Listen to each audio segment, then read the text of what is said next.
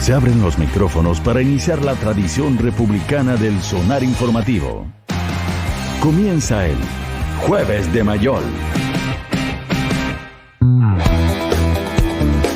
Son las 8:35 y la tradición republicana de este programa se mantiene. Don Alberto, ¿cómo está usted? ¿Cómo están ustedes? ¿Qué tal, Rafa? ¿Cómo estás? ¿Qué tal, Pablo?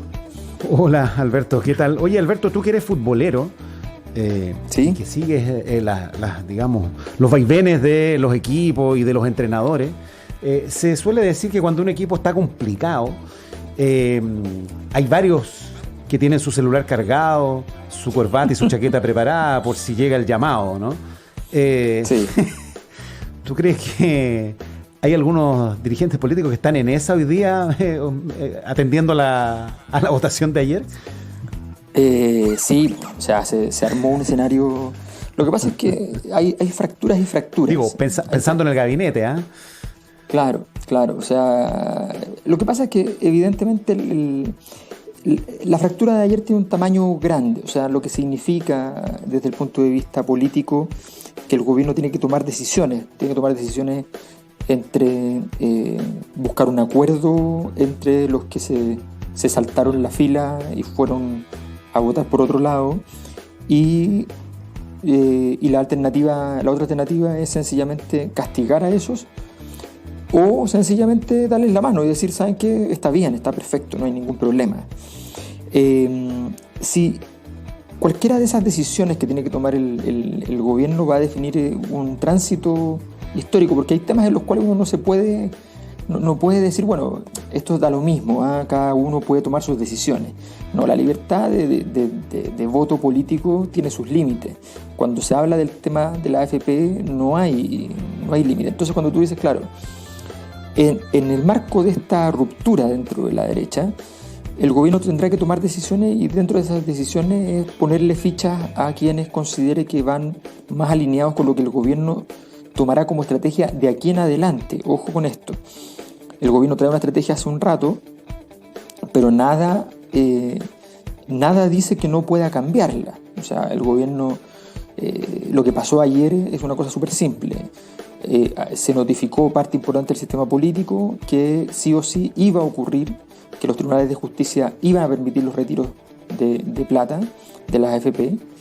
Y si eso es así, el sistema político se queda con una derrota y no se anota ningún punto.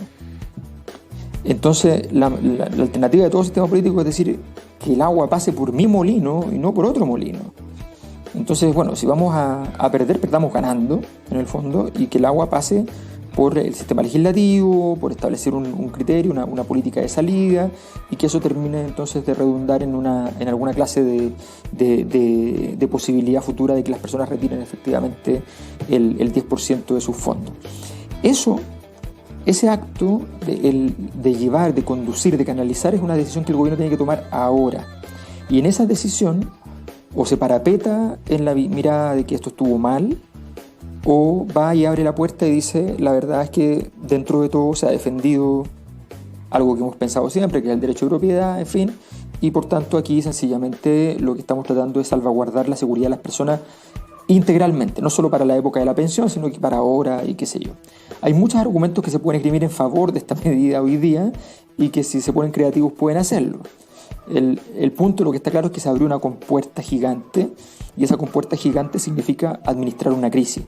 Y el gobierno tiene que tomar la decisión de efectivamente por qué lado va, y por tanto eso significa que hay ciertos actores que indudablemente van a quedar en un lugar de confort, que era estar cerca de la asociación de FP, de ese mundo, hoy día quedan justo al otro lado. Alberto Mayol, y entonces tú crees que aquí... Espérate, Alberto, súbele un poco a tu mic, sí, para que te escuche un poco más fuerte. Okay. Ahora sí. Sí, no, ya. Te preguntaba, tú entonces, a ver, tú estás viendo que aquí, claro, tiene que haber algún cambio necesariamente, porque el comité político se ve muy golpeado, pero en ese, digamos, diagnóstico que tú haces, ¿qué escenarios concretos tú observas? Claro, lo que pasa es que o sea, digámoslo así, el gobierno no puede mantener, por ejemplo, hoy día a Blumel tal como está. No significa que tenga que cambiarlo. significa que no puede mantenerlo tal como está, que son cosas diferentes. ¿Eso qué significa? A Blumel, después del estallido y después de la acción sobre la reforma constitucional, Blumel quedó en una posición incómoda, porque desde los sectores de la oposición y desde la izquierda se le critica que durante su mandato los estallidos oculares y la acción de Carabineros fue de alta violencia. De hecho, fue más alta durante su época que en la época de Chadwick. Y por otro lado, al otro lado se le dice, bueno, pero la tesis, esta es la tesis del sector dominante en Chile, en términos intelectuales incluso, que aprovechándose la oscuridad de un callejón, Blumel fue y propinó un asalto a la Constitución que no estaba en los libros de nadie. Y que el culpable entonces de este plebiscito y de todo esto es Blumel. Entonces están estas dos miradas que son completamente contradictorias. El gobierno tomó la decisión de dejar que esto esperar tiempo, porque a veces es una buena decisión, que esperar a ver hacia dónde sedimenta esta situación. Claro. Lo cierto es que hoy día las voces que están pidiendo la salida de Blumel son las voces de la derecha que reclaman porque quieren empezar a tener cabezas de turco para poder decir que el plebiscito no se debe hacer, que no hay costo político para el gobierno para que no se haga el plebiscito. Eso es lo que están esperando en el fondo. Claro. Y para eso hay que sacar a Blumel. Pero, ¿cuál es el tema? Que el gobierno en este momento tiene que tomar una decisión. Se va por ese camino, y eso significa poner a alguien que defienda ultranza, que es un error sacar el 10% de la AFP, jugársela en ese camino, o modular el asunto, ¿ya? Un poco por allá, un poco por acá, hacer alguna combinación, o incluso ir a apoyar fuertemente a Blumel. En estas dos últimas alternativas, Blumel no es obvio que salga, ni es obvio que haya un cambio en el gabinete político. Hoy día hay muchas derrotas por distintos lados que apuntan al gabinete político, pero en realidad todos sabemos que detrás de ese gabinete político lo que hay es el presidente, y lo que hay es que sencillamente la salida de Mañalich, que se había transformado en el gabinete político, le propina un durísimo golpe al gobierno. Sí, pero a ver, un par de cosas. Primero, los movimientos de contrarreforma, históricamente, digamos, tienden a ser poco eficientes. Si lo que el gobierno espera es, la opción del gobierno, perdón, si lo que la derecha espera y lo que el gobierno accede a hacer es darle espacio al área más conservadora del gobierno, yo creo que está absolutamente despegado de la realidad, digamos. El escenario de hoy es totalmente diferente al escenario del año pasado, y esto no creo que se arregle con una revolución conservadora, mucho más porque el gobierno ha sido súper reiterativo en demostrar que ante la necesidad de improvisar siempre improvisa mal. No le ha salido una improvisación buena. Recuerda cuando estaba Felipe Ward en la lista para el ministro del Interior y entra Blumel. O sea, sí. ¿Por qué tuvo que improvisar a Blumel? Que dicho sea de paso, porque fue una medida no pensada, le salió bien. Porque si hubiera puesto a Ward a tratar de controlar el estallido social, esto se hubiera puesto un poquitito más desagradable de lo que ya fue. Segundo, a mí me parece que hay una suerte de incapacidad para medir esto más allá de los efectos que pueda tener dentro de la coalición de gobierno, porque si tú te vas a poner hoy día a sacar a Blumel y a poner a alguien conservador, estamos entrando a la etapa de optimismo post pandemia. ¿Qué pasa en el momento en que tengamos que desconfinar con gente saliendo a protestar y con toda la pesadilla sanitaria, seguridad, guión social, guión gobierno, capacidad de gobierno que eso significa, digamos? O sea, el panorama, si tú sacas a Blumel hoy día, es bastante más complejo, y van quedando la opción todavía de arreglar esto en el Senado, que me parece donde se van a afrontar todas las fichas políticas. Sí, yo creo absolutamente que es una locura. El punto de fondo es porque, el gobierno ha apostado a una hipótesis que en todo caso en términos históricos tiene algo de asidero, que en el fondo es la idea. Hay una cosa que siempre hay que entender: la historia de Chile está marcada por una élite constante, Han habido incorporaciones, incrustaciones, modificaciones, pero finalmente siempre ha habido una élite constante que ha logrado mantener el poder. Esto es incluso más interesante, desde antes de la independencia. O sea, la independencia fue un cambio de posición del mismo grupo, de posición en la mesa. Pasaron de un lado de la mesa al otro lado de la mesa, declarándose ya no dependientes de España, sino que independientes. De hecho, esa es una razón por la cual se conmemora nuestra fecha de independencia antes de la independencia y simplemente cuando se hizo un acto de apoyo al rey de España. O sea, el 18 de septiembre se apoya al rey de España contra el gobierno napoleónico en España. Por tanto, efectivamente, esa historia de continuidad le da mucha certeza, mucha seguridad a la élite chilena siempre. Sienten que efectivamente los accidentes le pasan a la gente débil y por tanto a ellos no les pueden pasar tantos accidentes, ¿no? Y finalmente entonces esto que le pasó a Sebastián Piñera con tener que cambiar a Word a última hora tiene que ver con lo mismo. O sea, no puede ser que te pasen accidentes a última hora. Esas cosas le pasaban a Bachelet en el fondo, claro. Pero a la gente poderosa no le pasan los accidentes, ¿no? Y esa conciencia, esa claridad es la que está hoy día en cuestión. Pero ahí, en el segundo piso, que ya no es la estructura de segundo piso histórica de los últimos años, desde el agua en adelante, de otra forma, en el segundo piso quien pesa es la Roulette, que tiene esta visión completa. O sea, no tiene ninguna duda de que, no obstante, él viene de una matriz nueva, que es la matriz más de las políticas públicas y la visión neoliberal. No obstante aquello, él es una persona que mantiene esta impronta, se dice en sociología, este hábitus, que tiene más que ver con el pasado, ¿ya? Con la élite con las estrategias de control rural para la vida compleja de la modernidad, en el fondo. Y la Roulette está en eso, esa es la verdad. ¿Qué te pasó, Fede? Bien, la barra brava ahí, la barra de Mayor. Sí. Un programa en familia. Un programa familiar el nuestro. Con Alberto Mayor como cada jueves. Sí. Oye, Alberto, a ver. Esto tiene... hacer una declaración. A ver, ven, ¿qué vas a decir? ¿Qué es eso?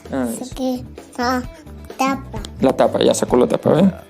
Perfecto. Entonces, ese es el punto. La pregunta es que si tú vas a cambiar a alguien hoy no día. Se refiere a la tapa que le hicieron los parlamentarios de derecha al gobierno ayer, ¿no? Mayor, eso dijo, sí, eso. Muy bien. Mayor lo tiene entrenado. Preclaro el heredero de Alberto Mayor. No, te quería preguntar, Alberto, sobre sí. A ver. Esto tiene consecuencias políticas claras, pero tiene cuestiones simbólicas, ¿no? Y aquí no son pocos los que han dicho que esto que ha pasado ayer es correr un poco la cerca, ¿no? Es avanzar en un proceso mayor que tiene que ver con darle un golpe más definitivo al sistema de pensiones que tenemos en Chile. ¿Tú cómo ves eso?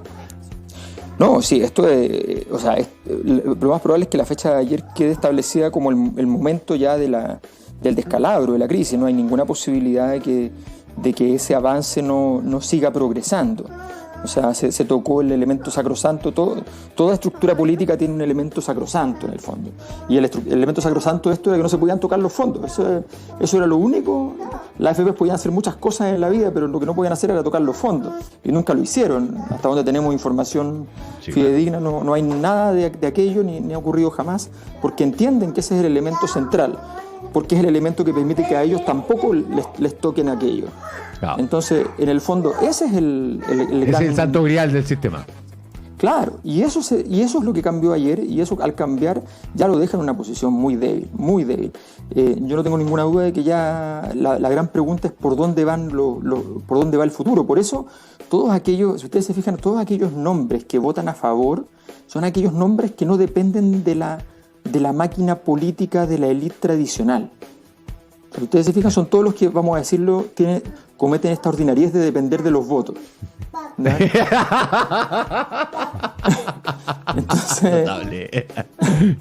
Entonces, como miran y dicen, oye, pero si yo no me puedo ir en contra de los votos, o sea, yo no tengo esa posibilidad. Hay otros que tienen esa posibilidad, pero yo no puedo.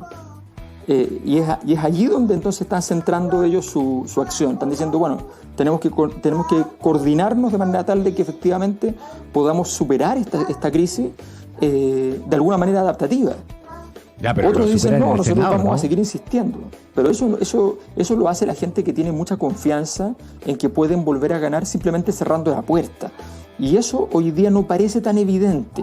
Tampoco es evidente lo contrario. Yo creo que lo que vamos a entrar es en un loop. O sea, vamos a estar permanentemente sin salida por un lado, sin salida por el otro.